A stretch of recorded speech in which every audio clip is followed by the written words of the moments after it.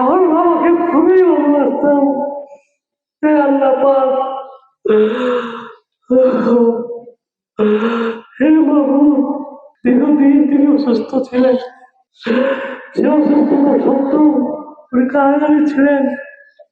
উনি কারাগারে দুইবার পড়ে গেছিলেন, একবার সকালবেলা ভোরবেলা পড়ে গিয়ে উনার ব্রেন স্ট্রোকের মতো হয়েছিল।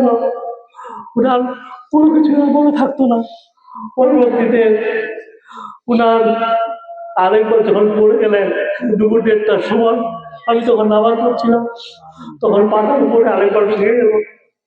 আমি এটা বুঝতে পেরেছিলাম এবং আমার আব্বাও বুঝতে পেরেছিল, উঠাচনা আর করতে পারতো না।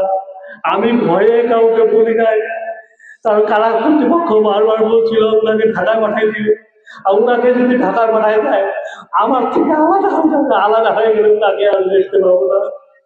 ওভাবে কষ্ট করে 4 মাস আমার বাবাকে আমরা রেখেছিলাম ওখানে।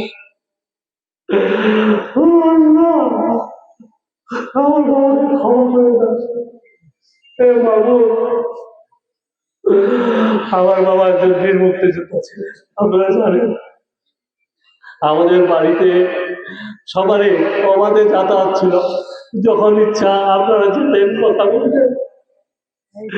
উনি দীর্ঘদিন রাজনীতি করেছেন, 3বার চেয়ারম্যান ছিলেন, 7বার উনি সংসদ সদস্য নির্বাচিত হয়েছেন।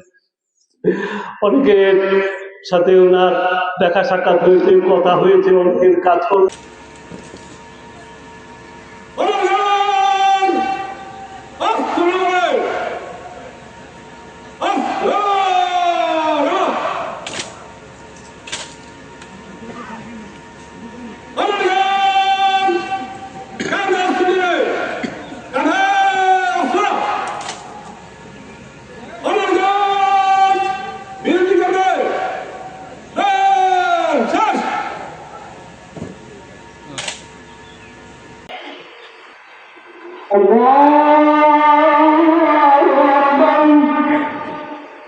Allah